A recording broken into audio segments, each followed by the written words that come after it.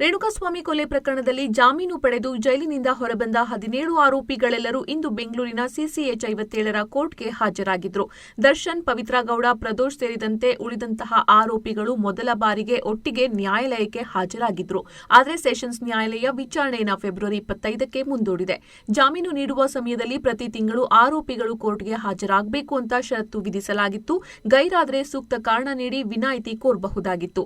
ಅದರಂತೆ ಶುಕ್ರವಾರ ಎಲ್ಲ ಆರೋಪಿಗಳು ನ್ಯಾಯಾಲಯಕ್ಕೆ ಹಾಜರಾಗಲು ದಿನಾಂಕ ನಿಗದಿ ಮಾಡಲಾಗಿತ್ತು. ಹಾಗಾಗಿ ಇಂದು ಎಲ್ಲ ಆರೋಪಿಗಳು ನ್ಯಾಯಾಲಯದ ಮುಂದೆ ಹಾಜರಾಗಿದ್ರು. ಇನ್ನು ರೇಣುಕಾಸ್ವಾಮಿ ಕೊಲೆ ಪ್ರಕರಣದಲ್ಲಿ ಬಂಧನ ಆದ ನಂತರ ಇದೇ ಮೊದಲ ಬಾರಿಗೆ ದರ್ಶನ್ ಹಾಗೂ ಪವಿತ್ರ ಗೌಡ ಅವರು ಮುಖಾಮುಖಿಯಾದರು.